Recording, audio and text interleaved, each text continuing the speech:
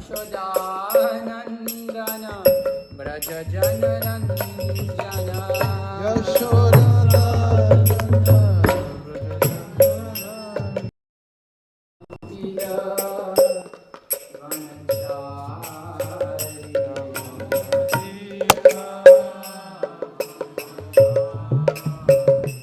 Yamuna Tira Vana Chari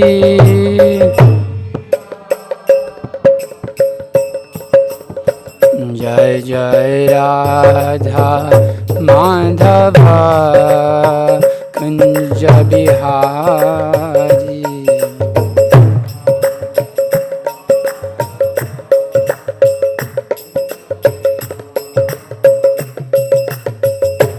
Jana Vallabha Giribharadhari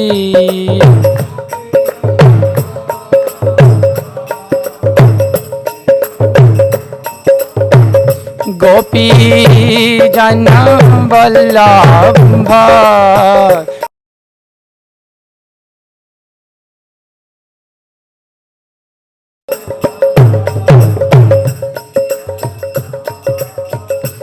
Yashodanandana Braja Janaranjana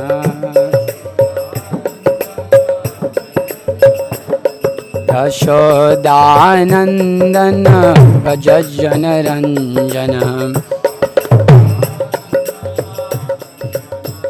Yamuna Tira Vanachari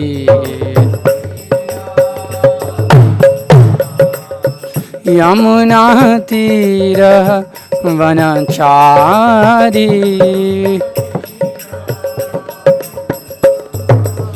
Jai Jai Radha Madhava Kunja Bihari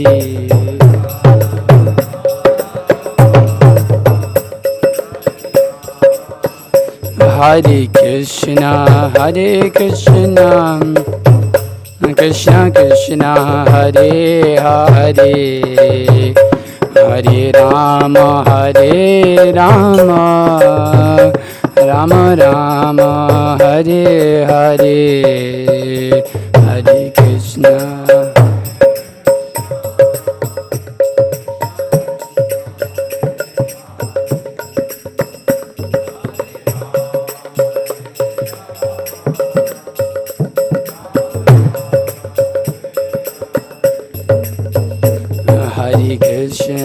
Hare Krishna Krishna Krishna Hare Hare Hare Rama Hare Rama Rama Rama Hare Hare Hare Hare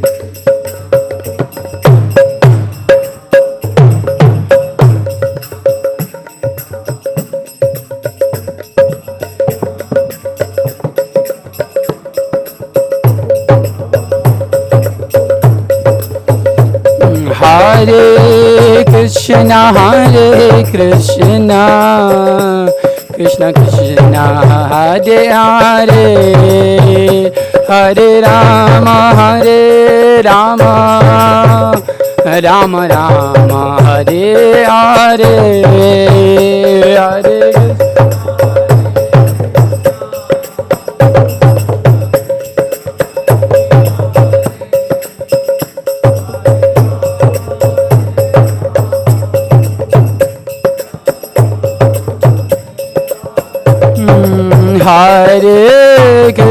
Hare Krishna Krishna Krishna Hare Hare Hare Rama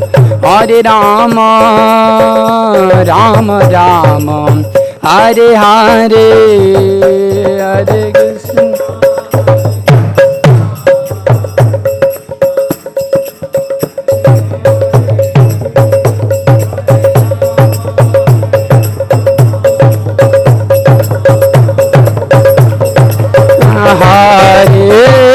Krishna Hare Krishna Krishna Krishna Hare Hare Hare Rama Rama Rama Hare Hare Hare Krishna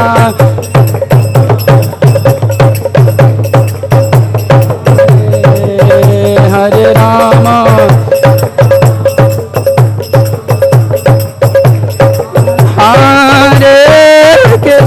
Hare Krishna Krishna Krishna Hare Hare Hare Rama Rama Rama Hare Hare Hare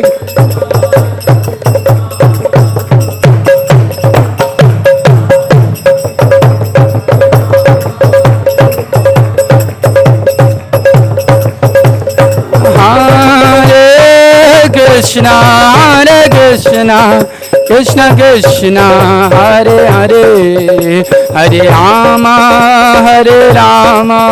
Rama Rama Hare Hare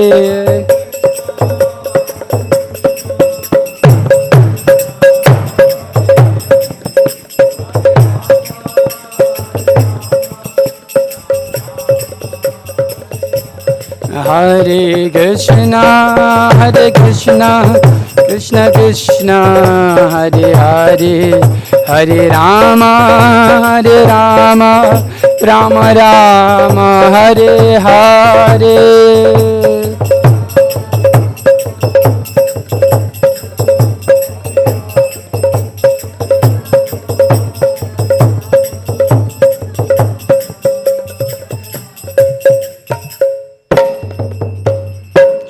Vishnupada Brahmahansa Prabhu Acharya Ashtotar Shruti Shishmad A.C. Bhaktivedanta Swami Srila Prabhupada Ki Jai Vishnupada Brahmahansa Prabhu Acharya Ashtotar Shruti Shishmad Bhakti Siddhanta Saraswati Thakur Srila Prabhupada Ki All glories to the assembled devotees, Hare Krishna. All glories to the assembled devotees, Hare Krishna. All glories to Shri Guru and Gauranga. All glories to Srila Prabhupada. Hare Krishna Prasthapati Vishmate Bhakti Vikasa Swami. Okay. Om Namo Bhagavate Vasudevaya. Om Namo Bhagavate Vasudevaya. Om Namo Bhagavate Vasudevaya.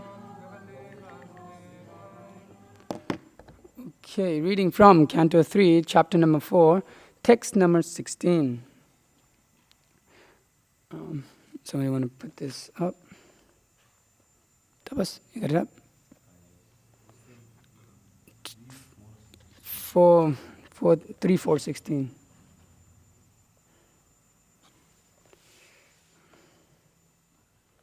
Okay. Got it? Or you want me to put it up? Yeah.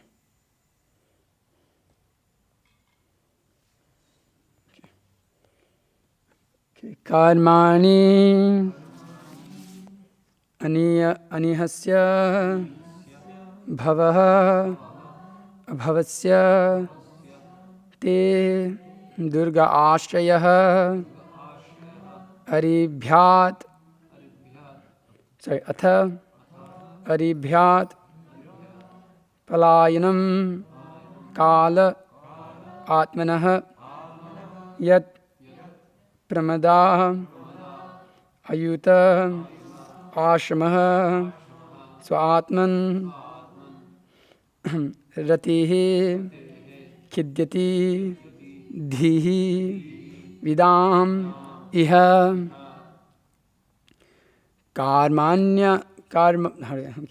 karmanyani hasya bhavasyate durgashayothari bhayat palayanam kalatmano yat pramadayutashamah swatmanrate khidyati dhirvidham iha karmanyani hasya bhavasyate durgashayothari bhayat palayanam कालात्मनो यत् प्रमदायुताश्रमः स्वात्मन्रते किद्यति धीर्विदामिह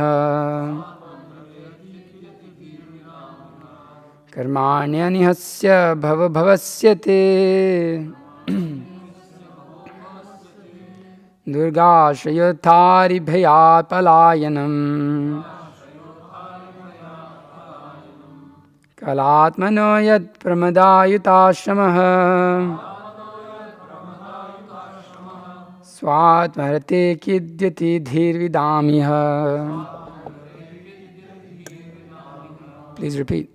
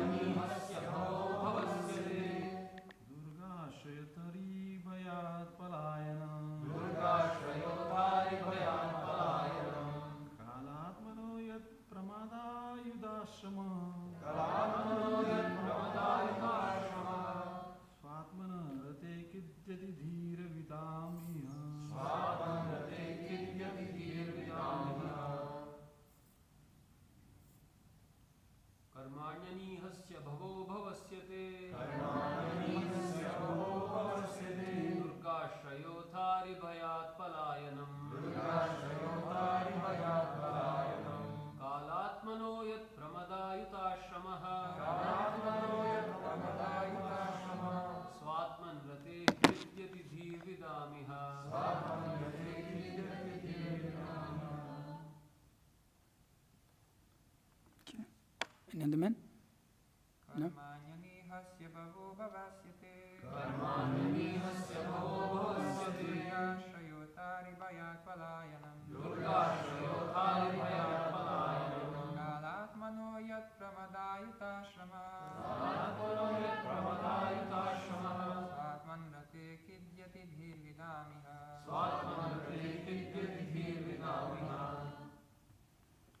Okay, mothers?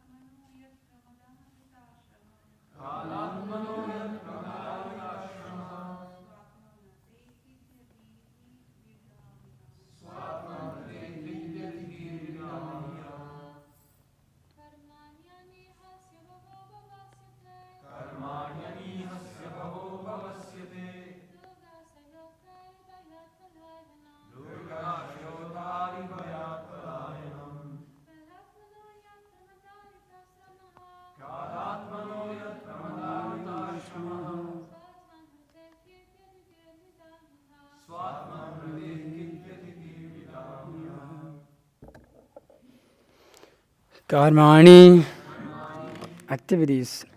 Anihasya bhavaha. Of one who has no desire.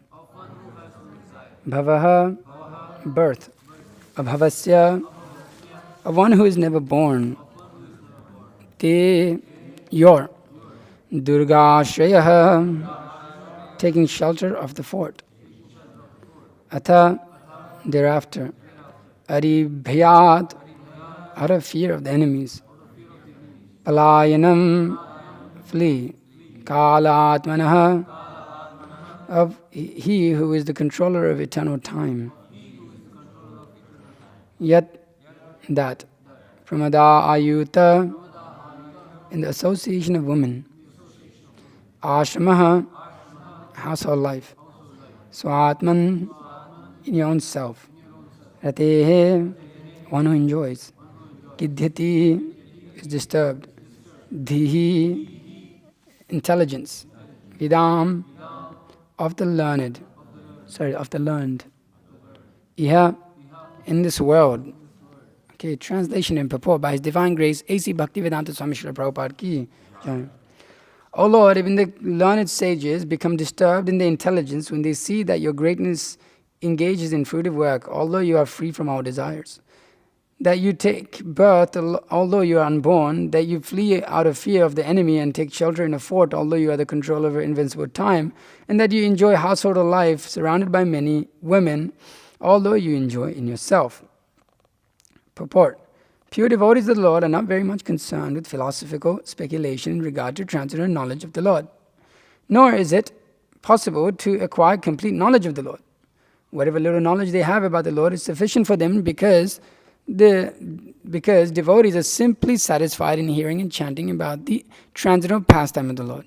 This gives them all transcendental bliss, but some of the pastimes of the Lord appear contradictory even to such pure devotees, and thus Uddhava asked the Lord about some of the contradictory incidents in his pastimes. The Lord is described as having nothing to do personally, and is actually so because even in the creation and sustenance of this material world, the Lord has nothing to do. It seems contradictory then to hear that the Lord personally lifts the Govardhan hill for the protection of the unalloyed devotees. The Lord is the supreme Brahman, the absolute truth, the personality of Godhead appearing like a man, but Uddhava had doubts whether he could have so many transcendental activities. There is no difference between the personality of Godhead and the impersonal Brahman. How then can the Lord have so many things to do, whereas the impersonal Brahman is stated to have nothing to do either materially or spiritually? If the Lord is even ever unborn, how then is he born as the son of Vasudeva and Devaki? He is fearful even to Kala, the supreme fear, and yet the Lord is afraid of fighting Jarasandha and takes shelter in a fort. How can one who is full in himself take pleasure in the association of many women? How can he take wives and just like a householder take pleasure in the association of family members, children, relatives, and parents? All these apparently contradictory happenings bewilder even the greatest learned scholars, who, thus bewildered, cannot understand whether inactivity is a fact or whether his activities are only imitations. The solution is that the Lord has nothing to do with anything mundane. All his activities are transcendental. This cannot be understood by the mundane speculators. For the mundane speculators, there is certainly a kind of bewilderment, but for the transcendental devotees, there is nothing astonishing in this. The Brahman conception of the Absolute Truth is certainly the negation of all mundane activities. But the Para-Brahman conception is full with transcendental activities. One who knows the distinctions between the conception of Brahman and the conception of Supreme Brahman is certainly the real transcendentalist. There is no bewilderment for such transcendentalist. The Lord himself also declares in the Bhagavad Gita, even the greatest sages and demigods can hardly know anything about my activities and transcendental potencies. The right explanation of the Lord is given by grandfather Bhishma, Bhagavatam 1.9.16 as follows: Nahi asya karichid rajan puman veda vidhitsitam yad vignashaya yukta muhyanti kavayo pihi. Om Gyan Timirandasya Gyananjana Shalakaya Shakshur Numitamena Tasmai Shigrive Namah Sri Chaitanya Manovishtam Stapitamena Bhutale Swayam Rupakadamayam Datati Swapadantikam Vandeham Shigro Shitapatakalam Shigrun Vaishnavangsha Sri Rupam Sagrajatam Sahagana Raghunathan Vitam Tam Sajivam Sadvaitam Savitam Parijana Sahitam Krishna Chaitanya Devam Sri Radha Krishna Padan Sahagana Lalita Sri Vijakhan Vitamsha.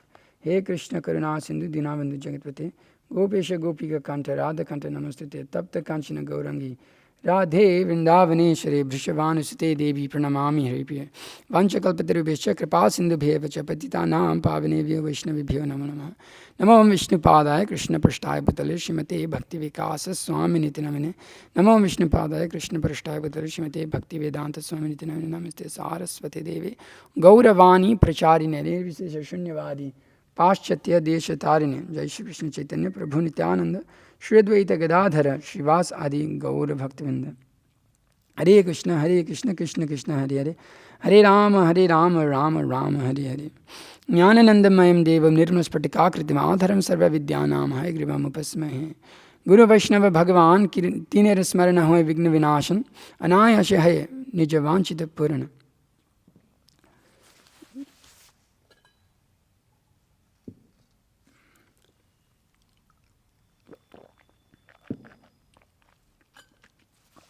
So, in this section here, we are reading how Uddhava inquired from the Lord So Vidura and Uddhava are having a conversation here, and Uddhava is starting to explain to Vidura the certain questions, or how he addressed the Lord, or how the Lord had addressed him. And we went through that. So here, Uddhava is beginning to, he's questioning here Krishna's pastimes. How is it that you're able to do so many things that are so contradictory in their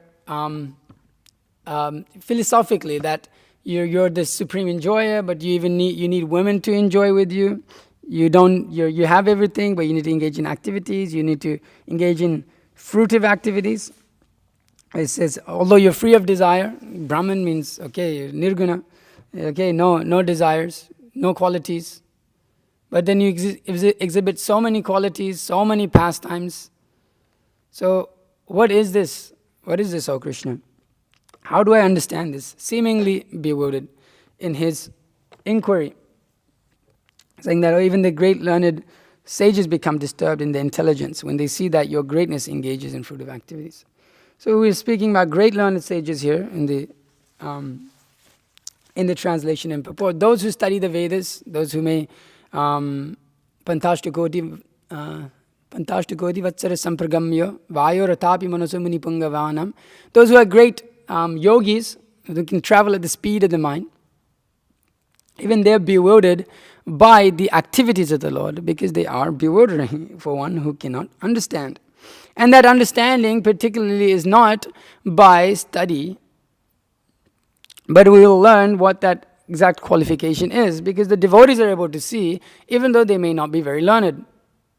It does not require one to be very learned to understand the Supreme Personality of Godhead. One does not need to memorize all of the Vedic literatures to be able to understand who Krishna is.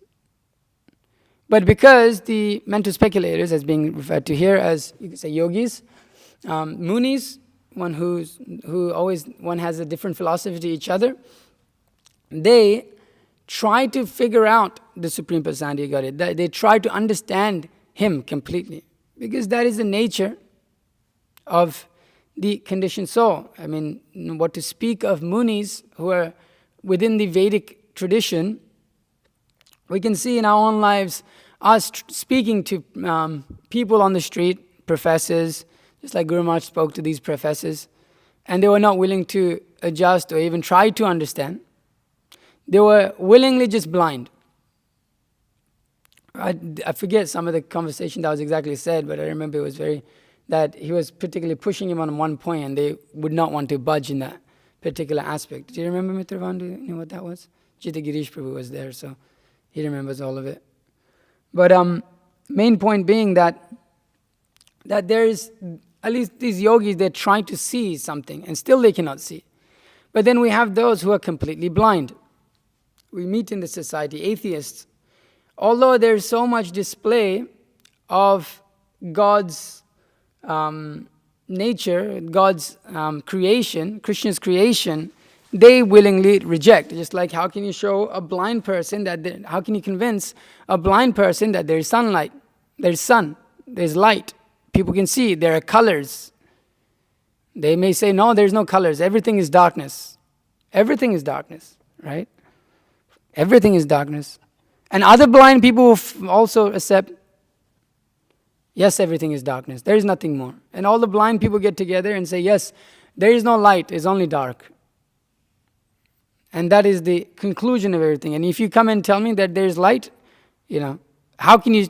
What's your proof? Can you give them proof? You might be able to this logic, that logic. The fact that you're living, sunlight is required, how did the plants grow, and such, whatever. But they cannot see ultimately. So they say, but I can't see, you can't show me. So they cannot accept sun. They cannot accept the sun. Now there's no light, everything is darkness. So similarly, those who are this blinded by ignorance, they cannot see who is God, where is God, how God's energies are functioning, how this whole world, our own lives are a primary example of God's existence. They cannot see that. Even though every single activity in our existence basically points towards or is a clear indication of how Krishna exists, they cannot understand. It seems a little difficult to comprehend sometimes after practicing Krishna consciousness, trying to practice Krishna consciousness for some time, how people cannot see how God exists in this world. Any person, any farmer will tell you that yes, God exists. I have seen it. The fact that I'm growing this food, I've realized I'm not in control, and the rain comes at the perfect time, the wind comes at the perfect time, the sunlight comes at the perfect time in order to provide food for us to eat. All of these things just happening by chance is a foolish idea. It is the idea of the unintelligent classes of people. Those who are demoniac, duskritinaha. They are by nature against Krishna. By nature against the idea of a controller. Why? Because we want to be the supreme controllers. It's envy of Krishna. This fact, we are blinded by envy for Krishna. That is the real problem. We're envious of the Supreme Personality of God's position of being a controller. Because the scientists want to be controllers, the leaders want to be controllers. So if there is a supreme controller, then you have to be subordinate to that controller. So even from the modern way of view, and more people are becoming like that, atheistic, hedonistic society. I am the center of everything. I have to enjoy. So the whole position becomes, well, decry God, although everything that is built around you and everything that is provided for you is coming from God. And then have that position of being the enjoyer. Use all of the facilities, steal someone's land, steal someone's home, steal someone's whatever vehicle, property, whatever they have, and then enjoy it. And then you point yourself as the enjoyer of that property, as the enjoyer of that land, or the ruler of that land. Srila Prabhupada calls these people thieves. Simply thieves, nothing. Simply thieves. That anyone who is taking not understanding that is coming from Krishna is simply a thief. But they themselves think, oh yes, we are great leaders of society. Yes, we are pushing the society on. The atheistic society thinks, yes, we are saving people from religion. We are saving people from becoming blind, illogical, stupid people. We want every intelligent people. But they do not recognize that they themselves, they are blind. One blind man cannot see another. One blind man cannot recognize what is, who is the proper person to follow, as we hear, Nate Swarta Gatim Hi Vishnu. By Arthe, how does it go? Durashaya Bahi Arthe Hi Manina. Andante, this is where, so one who follows the blind, those who are not understanding, those who are attached to the external enjoyment of this world. By artha himaninaha, those who are attracted by the external enjoyments of this world. They fall into the ditch. They fall into a well. And in a very dark, deep well, they cannot be saved. They may scream and scream so much for help, but nobody can save them. Yeah. So the blind following the blind. So the atheists think that, well, God does not exist. God does not exist. And you cannot prove him no matter what. And even if you do, even if you defeat them in their arguments, as Srila Prabhupada often did, and with the basis of the philosophy, as often I say here, the introduction, Srila Prabhupada says, anybody who reads this Srimad Bhagavatam with attention, I'm paraphrasing, that he will be able to defeat any atheistic philosophy and establish Krishna consciousness as a fact. And so even you can argue and you can defeat the atheists. How many times have we been able to speak with the atheists and kind of bring them to a point, and it's like, all right, you're stumped. But still, no, I cannot accept. Is that envy of Krishna that stops even though one is defeated, one is completely destroyed in his philosophical argument of the existence of God, still he cannot accept. He may be defeated, and he knows he's defeated. He knows, oh no. And these people that my spiritual master was speaking to, they didn't want to go any further with the discussion. No, I don't want to discuss any further. Why? Why not? What are you scared about? You have everything. You're convinced you're atheist. There's no God. So what are you scared to? What are you scared for? Why don't you want to have a proper argument? Why don't you want to continue this? Because they're envious of Krishna ultimately. They cannot accept. They won't be able to accept. So even if one is completely defeated in his tracks, because the desire for enjoyment, it stops one from growing or coming to understanding of the Supreme Personality of Godhead. The envy covered by so many different types of identifications. So one may enjoy in this way and that way. So the atheistic classes of men, those who are outside of the Vedas, they practically have no chance to understand.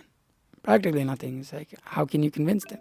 And we even see it when people come into devotional service, and they may even start to take to it, chant Hare Krishna and such, but still you cannot convince them to take up devotional service fully, to make it a part of our lives, to completely surrender unto the Supreme Personality of Godhead.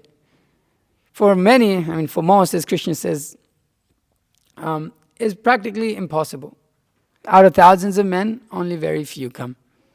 And from those very few that come, only one may achieve perfection. Only one may know me in truth. So it seems discouraging. Oh man, how can we come to that platform of pure Krishna consciousness? But anyway, Srila Prabhupada has given us the process, but specifically speaking of these people, we may come and we may give them so much. We may convince them in so many ways, give them so much time, tell them so many things, establish them philosophically very strongly, explain everything, but there's no real conviction. There's no real ultimate understanding. You understand, but at the same time you don't understand. You understand the basics of life, that yes, you're not the body. Yes, we have to be a servant of Krishna. Yes, nobody can defeat us in this regard, these philosophical stances. No one can challenge us in this regard. But even if you establish that, still they will not stay. Still they will leave. Why? Because of the desire to enjoy. One cannot understand. One is blinded. So here, the platform of a philosophical speculator, those who are within the Vedas, they hear. You hear in the Ishopanishad, he walks but he does not walk. How does that verse start? Tatejati tatnaijati tadure tadantike sarvasya, and then bhayata. Okay, so even though he walks but he does not. Here, let me bring it up so I'm not speculating here. So we have all of these different, within the Vedas, we have all of these understanding that it's almost like it points towards the impersonal aspects of God, and even we have the Mayavadis who completely explain it in that way. So here,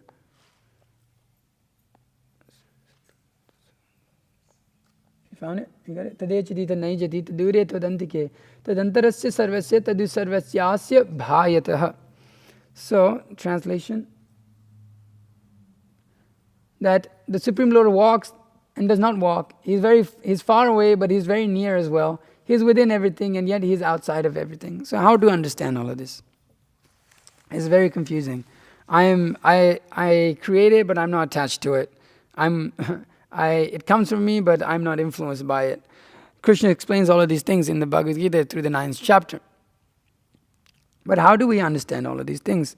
Because it seems quite bewildering, especially when you come to the level of understanding Krishna's pastimes. Krishna, the Supreme Personality of Godhead, because his pastimes are so contradictory.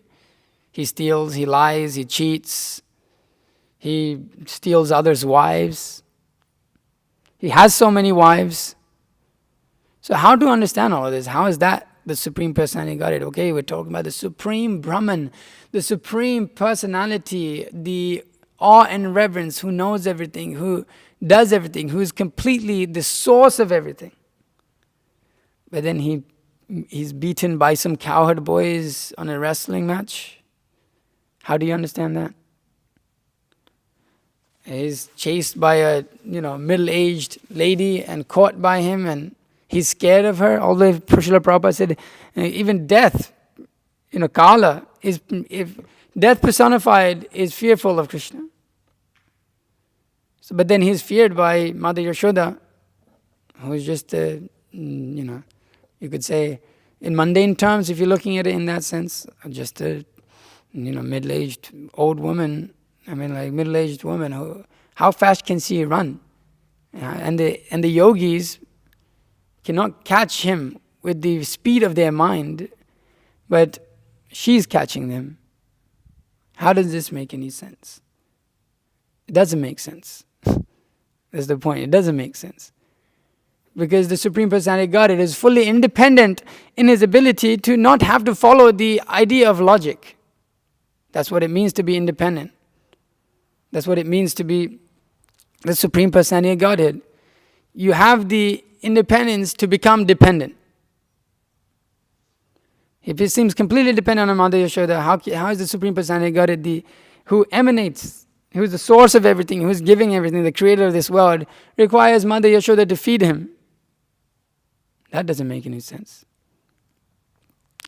So they're quite bewildering. And for those who study the Vedas, it's really bewildering. You can imagine you're studying about Brahman, and especially in the lower sections, the higher sections of the Vedas, they start to bring us to the level of the personal understanding of Krishna.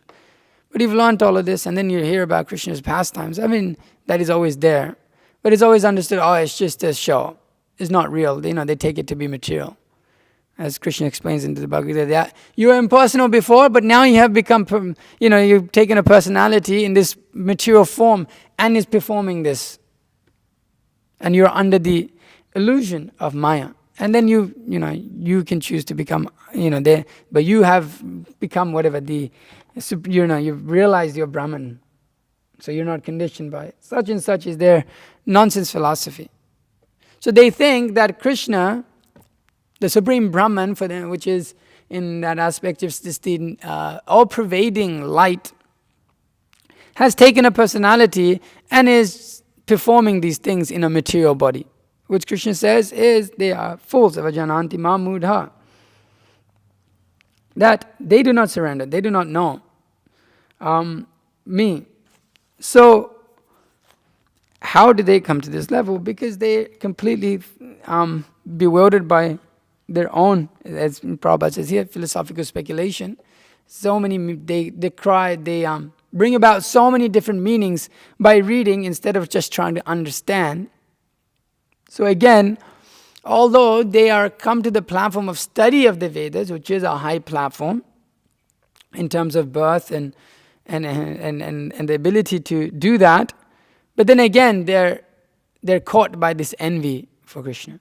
That is the last snare of Maya is mentioned to be this Mayavad, to identify oneself as the super soul.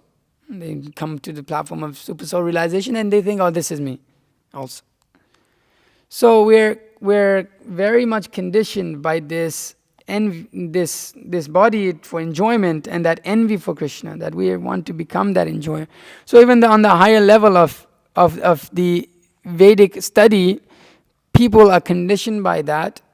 And then when they take upon that vision and try to understand Krishna, they cannot. Then it is bewildering. Then as Srila Prabhupada says here, that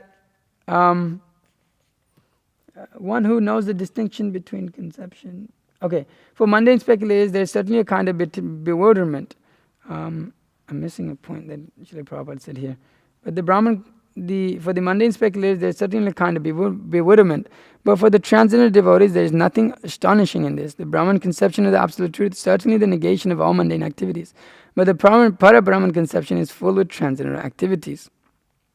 Okay, here. All these apparent contradictions happenings bewilder even the greatest learned scholars, who, thus bewildered, cannot understand whether inactivity is a fact or whether his activities are only imitations.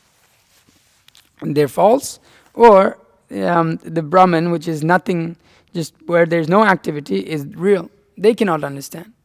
But Srila Prabhupada explains that the devotees can understand, and they do not require philosophical speculation. They do not require to go through the Vedas for this. They do not require any of these things. And matter of fact, Prabhupada says that they're not even concerned with it. They don't care. You can go and speak so much philosophy to the Vrindavan Vasis and they won't care. It's okay. Why are you attracted to Krishna? What kind of question is that? Like, why do you breathe? My spiritual master said, it's just like breath. This is like breathing. It's a part of the living entity, this soul. It is its inherent nature. It's like this body cannot live without breathing. It cannot function without life air. So in the inherent nature of the jiva is to be Krishna conscious. It cannot live without that. There's no separate existence to that for the living entity. There's no separate existence other than Krishna consciousness. There's the illusion of separate existence. And so we're conditioned by that. But one's ability here, one's life, the soul is actually it's inherent nature of the soul to be Krishna conscious. So when there is a question to the Vrindavan Vasis or those who are pure devotees of the Lord, there is nothing separate. There's no need for philosophical speculation. They're completely convinced. They're completely convinced. They don't need it. Even we have so many pastimes. Even within the Chaitanya Charitamrita, this is like reading the Bhagavad Gita upside down. What can he understand? Nothing. But he's crying. Just seeing, as we often mention, the cover to the Bhagavad Gita, seeing the relationship of Krishna and Arjuna. Even that, how can you make sense? How can you make any sense of that? Krishna is the charioteer to Arjuna, and Vishnu Chitta Prabhu was saying that charioteers, generally the Kshatriya, he puts his foot on the shoulder of the charioteer. And the way that he tells the charioteer to go left and right is by tapping on his shoulder. Now Krishna is there. Krishna, the Supreme Personality of Godhead, he's standing there as his charioteer, and Arjuna is doing this. But then this is it a Brahmana that's reading this? I forget the detail. Reading this book upside down. Yeah, this Brahmana, he's illiterate, but then he's in ecstasy seeing the cover, just to the Bhagavad Gita. He's seeing in ecstasy, just seeing the pastime that's going on. Maybe they didn't have a cover like that back then, and it's on our cover. But he's in ecstasy. How can he understand this? Because it is beyond. Because it is love. Because love is beyond just logic and understanding. Premanjana chirito bhakti vilochanena santa sadaiva hridayeshu bilokayanti yang shama sundar manchinda gunasarupam govindamadi purusham tamaham bhajami. It is beyond logic and reason. There is a logic and reason to understanding Krishna consciousness, of course. But on the higher level of these pastimes, of Krishna's pastimes, one cannot speculate. One has to accept them as they are. Because it is not seen with logic. It is not seen through the eyes of mundane logic, mundane vision. And as my spiritual master says, love itself is like a snake. It has the movements of it cannot be understood how it is going. It is what is the words that he's used exactly? It's anyways. I'm losing it here. But it's like the movement of a snake. It cannot be understood. It's very I don't know the word. I'm losing the word. Anybody remember the particular word that Maharaj uses? Okay. Anyways, maybe it will come to me. So it is very difficult to understand. So one cannot apply logic and reason. One requires proper practice. Because atyanta durlabha prema karibari dan shikayara sharanagati bhakatera pran, that this is very far. The platform of devotional service is very far. What is this? No, this is something else. Don't worry about it. This is, Guru Maharaj says this in a lecture. I don't know where it is in. It's in Chaitanya Charitamrita. I don't know the verse. That's what I'm saying. I'm trying. Next time I should have it written down. So the platform of love, there is no logic to it. So one cannot approach this whole subject matter specifically to do with Krishna's pastime with the idea of logic and reason. That we should have come well beyond that before all of this. Just like the scientists are asking, can you show me God? Well, you practice first. You practice first. Can you show me God? But then you need to be willing to see. You have to be willing to practice. Vacho vegam manasa krodha vegam etan vegan yo vishaheta dhiraha. Wait, did I mess that up? Wait. Sorry, what did I forget? Jivva vegam udaropasta vegam etan vegan yo vishaheta dhiraha. Sarvam apimam prithivim sashishyat. When I get up here, I forget all of the verses I know. So one should first learn this platform. First one has to practice. How can you go to a scientist and tell him, show me electron, show me atom, show me, they cannot see it also. But how can he say all that? But they can understand by so much of their work and their logic and reason and all of their mathematics have done. They can understand, but they won't be able to show it to you. You say, okay, go back to high school.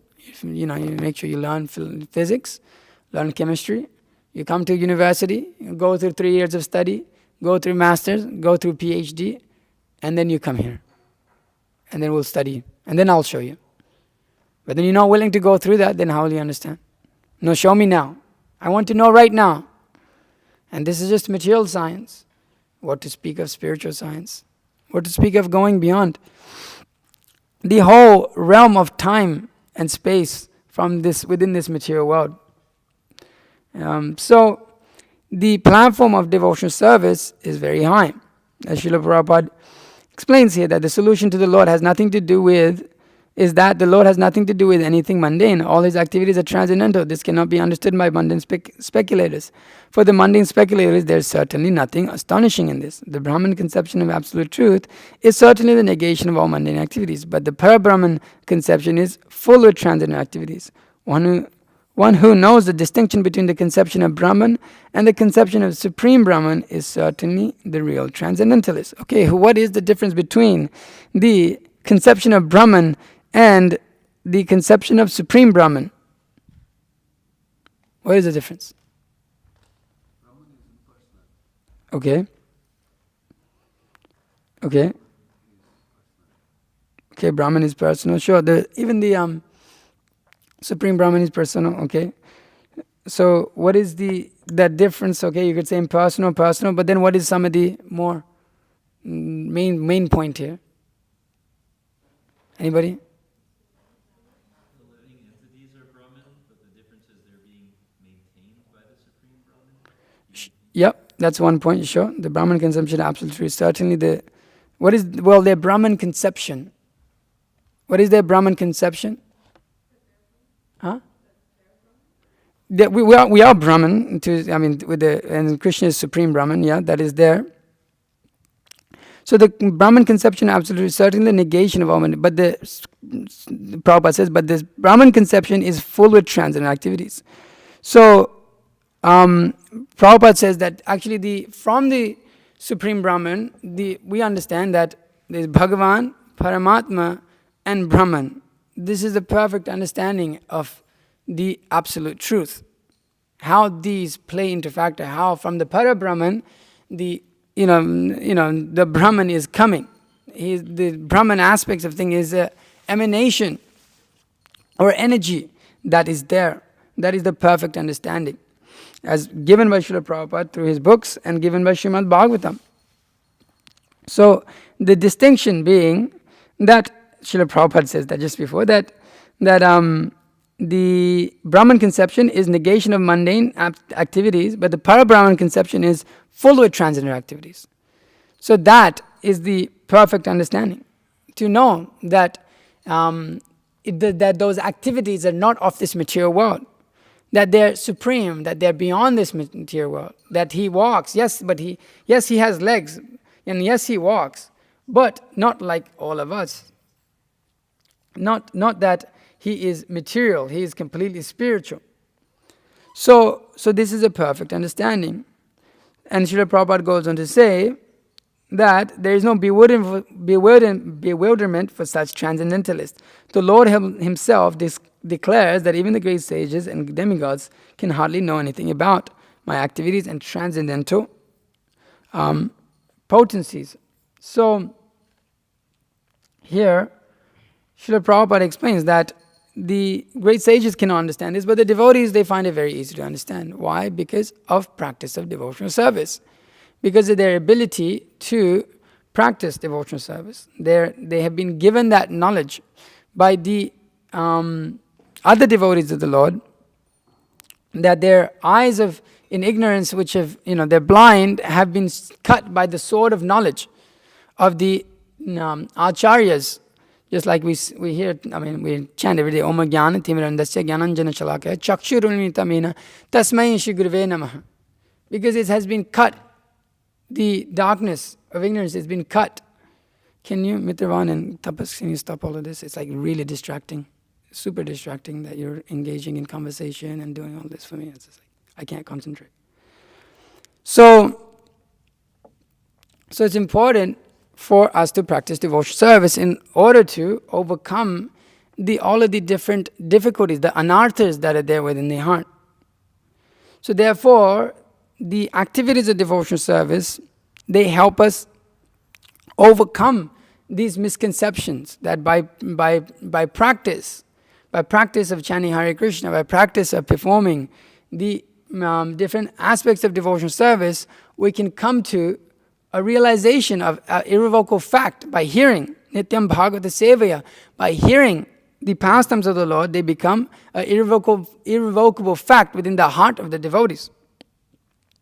As Srila Prabhupada says here in the beginning, that pure devotees of the Lord not very much concerned. They don't really care. They don't really care for the philosophical aspects. A mother does not care to understand philosophically why she should love her child.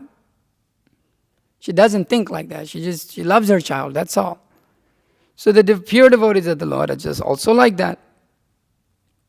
Because it is natural. And that natural thing, that natural love for Krishna has been awakened. What's that verse in the Chaitanya Charitamrita that the love for Krishna is natural and it is inherent within the jiva, but it is to be awakened. It is not something to be gained, but just to be awakened. Nitya Siddha Krishna Prema Karya Sabin Sadhya Kabinai Shravanadi Shuddha Chitte Kare Vadai. That it is not something to gain, it is something that is already dormant within the heart of the living entity. But it requires one to actually hear, as Srila Prabhupada says here, whatever little knowledge they have about the Lord is sufficient for them, because the devotees are simply satisfied in hearing and chanting about the transcendental pastimes of the Lord. It is very satisfying to hear. It is very sweet. It is very enlivening, as we see between we'll see a little bit later, Satam Prasangam Mama Virya Samvido, that by hearing the pastimes of the Lord, the heart becomes completely satisfied. So then it is important for us to hear, because by hearing of the pastimes of the Lord, these Cheto Darpana Marjanam, these things within the heart are cleansed. And then it allows us to awaken that real dormant love for Krishna. It allows us to actually be able to recognize our love for Krishna. So then that requires us to go through so much of maybe study sometimes also. Study means hearing and chanting, hearing from our spiritual master about different aspects of devotional service. There is philosophical speculation in the sense that we study Shastra and we try to understand everything, understand how to perform devotional service. But then one comes to a point where it becomes nishta, that he no longer questions anymore. It doesn't matter anymore. It's at a point in his life where Krishna consciousness is a fact. That we have so many, within our lives even now, so many questions come into our mind, whether I should perform devotional service, I should not perform devotional service, should I surrender to Krishna, should I not surrender to Krishna, should I go outside and live and try to practice devotional service and just do what I can. And so we have so many of these things within our heart. And every day, practically, sometimes there's times within our lives where it's like, well, is this Krishna consciousness thing even real? Is it actually a fact, or is it just, just another, whatever, false religion, or just it's just a made-up thing? But we can see devotees of the Lord that are completely fixed, and they're completely satisfied. How has that come about? By their endeavor in devotional service, by their determination to practice devotional service. Just like Dhruva, being the primary example of all of this, that he had so many difficulties, he approached the Supreme Personality of Godhead with material desire. There's no way he could see. He's completely covered by his desire to enjoy the kingdom or enjoy sitting on the lap of his father. How can he see Krishna? But his determination that I must, his desires were obviously directed towards gaining something, but he was determined. He was determined to see the Supreme Personality of Godhead. Even when Narada Muni came and said, "A little boy, go back home. What are you doing in the forest? You're not qualified to be here. You go home, you play with your friends, you do all of this, and then you come back. You can do this when you're older." But he says, with respect, he says, "Oh, Narada Muni, if you cannot give me, the Supreme Personality of Godhead, just please simply just get out of my way, basically. Just let me do my thing. I want to please the Supreme Personality of Godhead." He was determined. He had that determination to go and perform that. I'm forgetting the Sanskrit word to it again. That he was very much focused, one-pointed attention. What is this word we always say? Huh? That's there, and then there's another one. That one direction. And then we have, what's the other verse? No, not this verse. This is another verse. That by that one-pointed attention. Why am I forgetting this? Anyways, I'm forgetting so many things right now. But that one-pointed attention, determination, no matter what, forever. So that is through, as Paramahansa Prabhu told us, through hell or high water, that I will perform devotional service. That determination has to come about. And with that determination, one can cut through the envious, the conditioning that we have towards Krishna. One can actually go through that. One can actually stick it out within devotional service, constantly hearing about the different subject matters. It will remove this from our heart. We'll be able to see. Then all of the so many problems of life that we have right now, this problem and that problem, and I can't do this and I can't do that, and all of these things will simply go away, and one will simply be satisfied just by the performance of devotional service. He will not need mental gymnastics. He will not need physical gymnastics. He will not need this or that. He's simply satisfied by just reading, chanting, hearing, and performing devotional service. When he has overcome by that determination to perform devotional service within his heart, he has overcome these difficulties, then he can become satisfied. Then one can understand completely the transcendental nature and activities of the Lord. Others cannot understand. As Prabhupada says, everybody wants to know everything. But the devotees, they're simply satisfied, and they don't desire. They're completely happy by seeing Krishna's pastime. They don't have to know all of the different philosophical things of how Krishna descends in this world and such and such and such. The pure devotees are completely satisfied. But at the same time, they know. It's like Uddhava, he knows Krishna is teaching him all of these things later in the Srimad Bhagavatam. So, many will not be able to understand this Krishna consciousness movement. Many will not be able to understand how can you accept Krishna, the boy, he's a little boy in Vrindavan who runs around with others' wives, to be the Supreme Personality of Godhead. People cannot understand. I mean, we don't explain it like that to them also when they come in. But just to see, even just to see for most people, just to see the deity, how they're dressed, how they're treated, there's awe and reverence, there's worship. People are like, what the heck is this? What are you doing?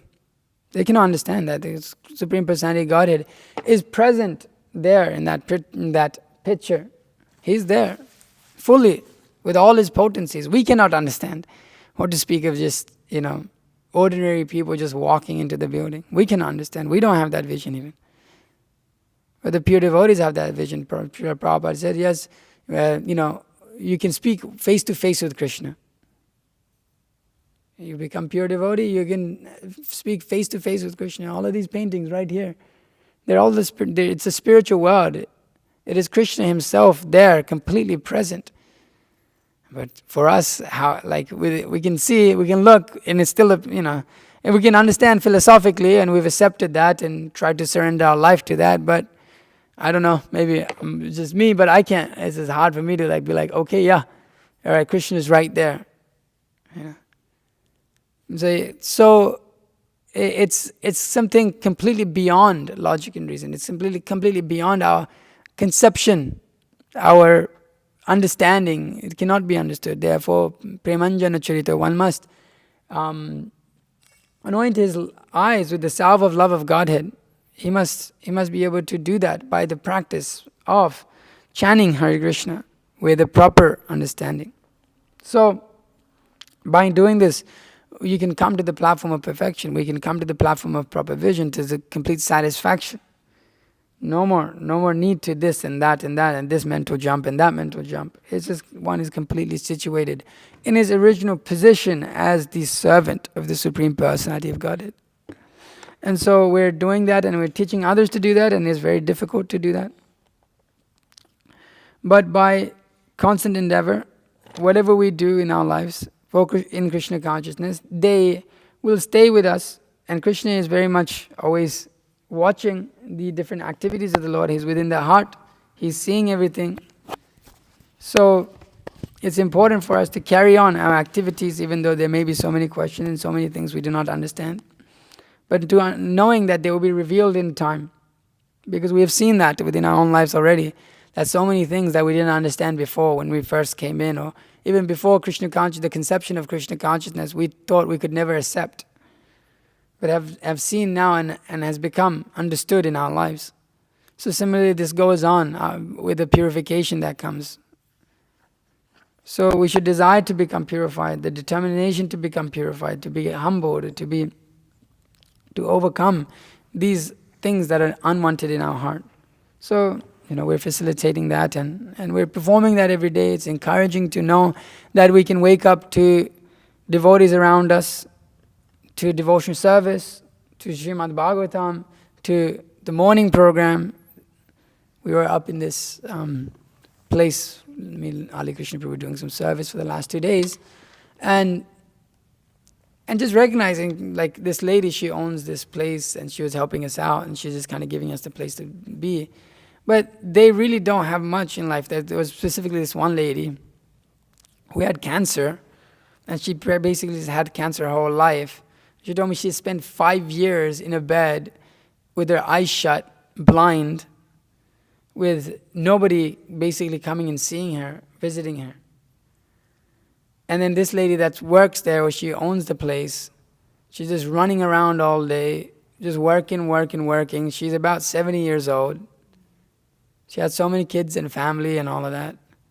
And all she has to think about is the mortgage of the place and how the other business is going into bad, into a bad position, and she has to get rid of that. And She's like 70, and she's probably 60, 70. She's about to die, So, not too far away. But all her life she's been doing that and continue doing that.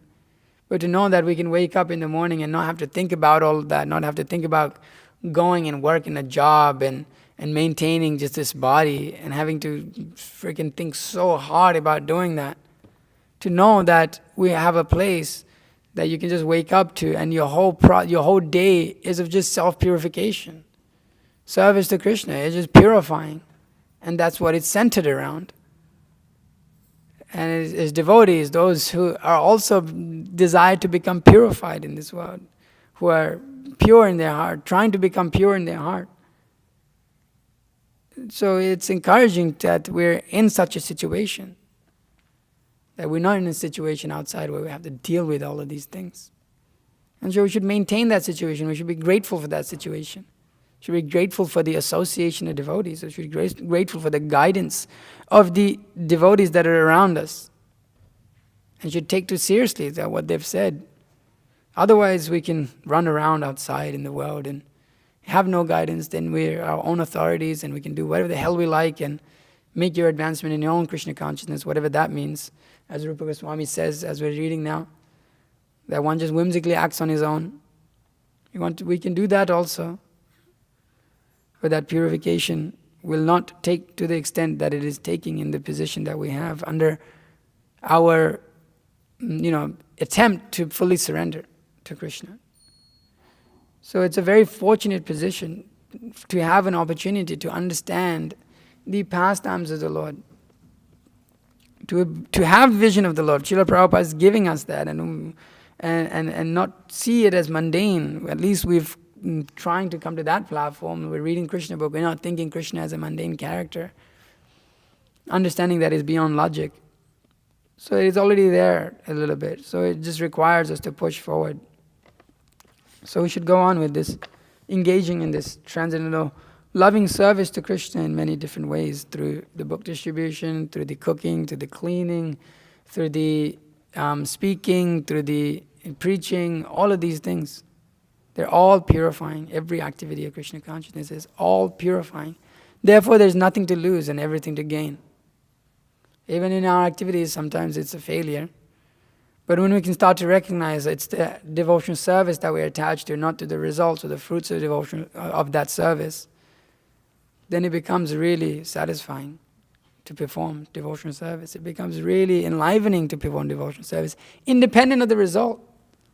You work your butt off, you work really hard, and you show that you're ready to surrender to Krishna, and then the result doesn't come. You continue to work hard. No discouragement, nothing. What's the problem? Nothing. You go on. What is the difficulty? It is difficult, but what is the difficulty? Just go on, that's all. That's the main thing. Recognize the essence of devotional service. Nothing to be discouraged by in devotional service. Nothing to be discouraged. It's always encouraging. It's the platform on which you can just go on. There's nothing to stop us, even under condition, even if we're happen to be in a condition of life where we're stuck in a dark room for the next 5 years, we can go on in Krishna consciousness. There is knowing that just by chanting Hare Krishna, just by thinking about Krishna, just by reading about Krishna, we're perfecting our lives. For the karmis in such situations, there is no perfection. Everything is hell. I'm not enjoying. But the devotees are always enjoying. If they can recognize the Supreme Enjoyer, they're always enjoying with Him, because their attitude of service. So this is the platform of devotional service. It's nothing higher. It's the topmost thing. So we have to recognize constantly, the mind will constantly push us in different direction of not recognizing that, pointing to this Vaishnava and that Vaishnava and this one. Here's my problem, that's my problem. This is my problem. The real problem is us and our inability to recognize our insincerity or enviness towards Krishna, enviness towards other Vaishnavas. So much thing is there within our heart, but we're so quick to point out faults in others. But we have a process, and it's encouraging to know that even though that is in my heart, so much of that process will take it away. So we should be enlivened to perform devotions. Never, always. Prabhupada said, be enthusiastic. As when you talk to Dvibhuja Prabhu, he says that's the thing that he remembers most. He was sitting at the lotus feet of Srila Prabhupada. Be enthusiastic. Be enthusiastic. Be patient. I mean, it's instruction, the nectar of instruction. Yeah, Uchan Dharyat, Nischan Dharyat. So we should always be enthusiastic. Might be possible, but you at least understand when you're depressed or when you're sad or when you're mental, I should be enthusiastic. And then you should get over your mentalness and just be enthusiastic. It's not that hard. It's not that hard. You just have to do it. Don't think, just do. Because it requires, whether you like it or not, it's required. You either want to do it now or not do it now, it's required. You might as well do it right now. Why wait so long to get over your mentalness? That's been my experience by the mercy of Mahotsaha Prabhu. heavy. But it's how, it's like, well, at the moment when he does it to me, it's like, what the heck is he talking about? But then you do like, all right, let me just accept it. Let me do it. Okay? It helps us come to this platform of being fixed. By the mercy of the Vaishnavas, we come to a platform, we can come to a platform of thinking, okay, I can do this. I want to do this for the rest of my life. I don't know what's going to happen, but where I'm going to be, what I'm going to end up, but this should become the mula, the main central point of our lives, independent of wherever we go, whatever we do, in our lives. This becomes the central thing, and then we'll make some advancement. So yeah, let's push on, go on, and be happy, enthusiastic, enlivened. As my spiritual master has a class called "Be Enlivened." Be brahmachari. That's the next part. So be enlivened. Let's it's not. We're not here to sit around and cry, and whine and moan about our problems. We're here to serve. So be enthusiastic about serving. And it's so much ecstasy within doing that. So no matter what the situation, I've had that experience. I've seen other devotees have that experience. It can be the worst of situation, but you're not particularly fazed by it. So if there's any questions or comments, please feel free to ask. Okay, anything at all? Any questions? Somebody's always. Yeah.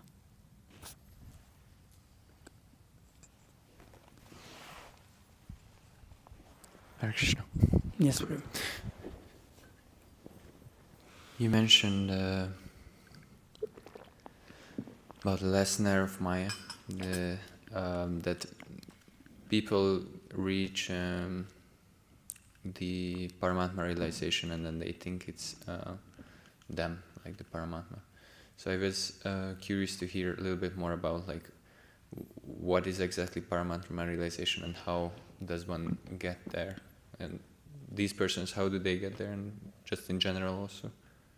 Yeah, there's some in the 11th canto that's described that yogis, by their process of meditation, they come to that realization of Paramatma, and one should realize that the Paramatma is the guider of the living entity, and that he is the localized aspect of the Supreme Personality of Godhead, that the Paramatma is situated in every atom and everybody's hearts. That's not me. I am the individual living entity that is next to Paramatma. So that should be the realization that they come to. It's when there's that touch of Mayavad in it, when that proper knowledge is not there, then they get bewildered, and that's the last snare of Maya. Now, what does exactly Paramatma realization look like? And just after the, if one is realizing Krishna consciousness, you go to whatever Vaikuntha or to the spiritual world. Do you know much information about this? What the Paramatma realization? What is their particular position in relation to after they leave their bodies? Yeah, I don't particularly know that either. So. Something to look into. I've always also wondered that, look through the Bhagavatam, but I don't exactly know what happens or what they particularly do. Does anybody know? Rishi Kumar, do you remember anything reading in the Bhagavatam? No, I'm sure. It's a little gray area for us. Okay. Anybody else? Anybody know anything from Parama? Kalki Prabhu, if you have anything down there. Okay. Any other questions or comments or corrections? Okay. Yeah. Comment? Yes. We were hearing how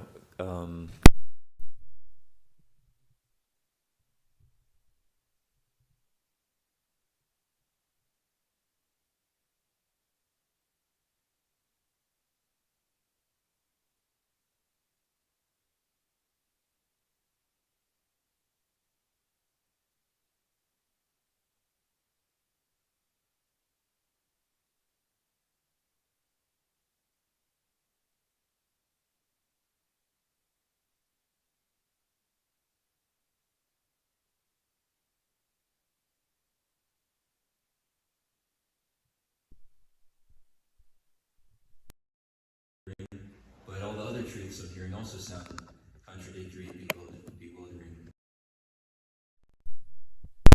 Came from nothing.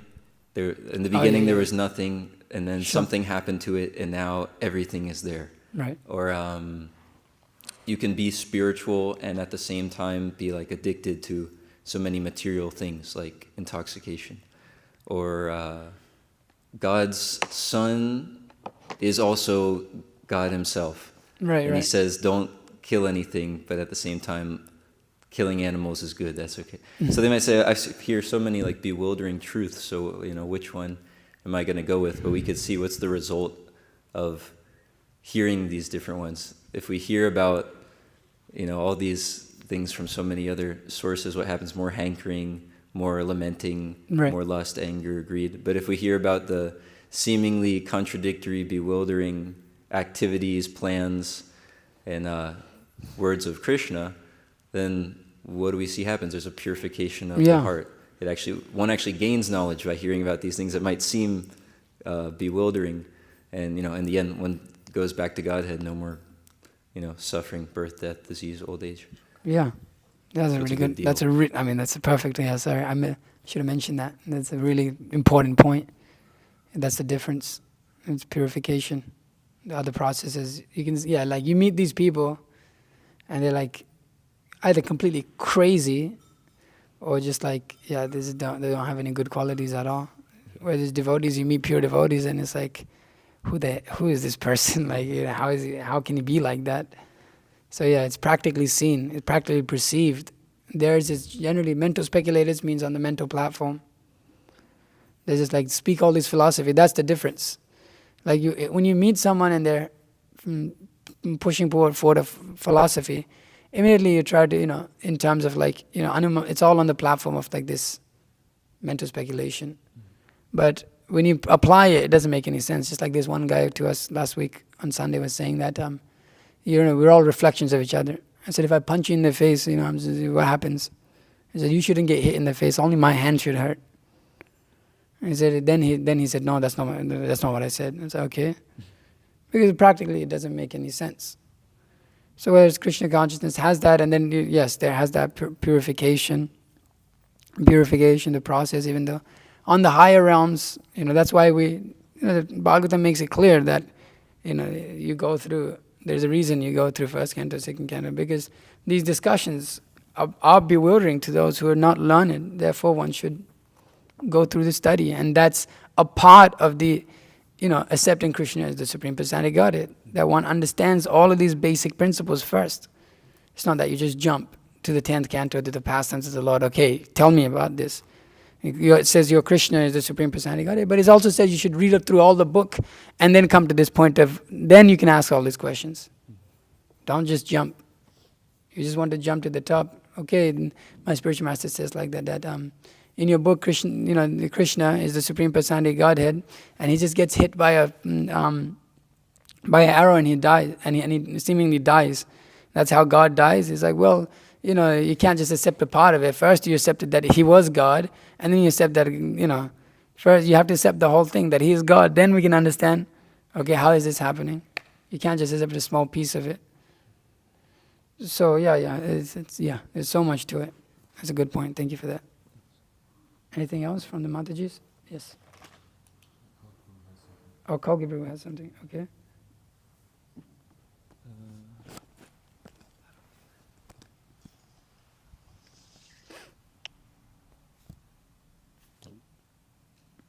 Hare Krishna? Put it on speaker. Okay. Yes, bro. Hare Krishna? Yeah, tell him to speak, bro. You're good. Go ahead. Okay. Just so you were asking about like the destination of those yogis, of like different yogis, or Yeah. it depends. Either, I mean, in short, either they attain Brahman realization, or they stay within the material world and like enjoy or go to Brahmaloka or something. Or if they're like Krishna conscious, then they go back home back to Godhead. That's discussed in the second chapter of the second canto. Uh-huh. So that's like it in short. Okay. It's like that. They're in that like middle area where they can have the ability to go up and down. Yeah, it depends. Like if they have material desires, then they'll stay within the material world because it's even though they have the choice, and they're still pulled by the modes. You know, like if they're cultivating their meditation, but they think I want to like have mystic powers, that's material. So it's like more subtle. But if they're free from all material desires, I don't know exactly how it works with Brahman, but I'm assuming like if they're free from like different things, they're aspiring for that whatever transcendental objective, and then they're following the yoga path for that. So. Wow. Okay. Thank you for that. Yeah. Okay. One Mataji has a question, and then we'll end.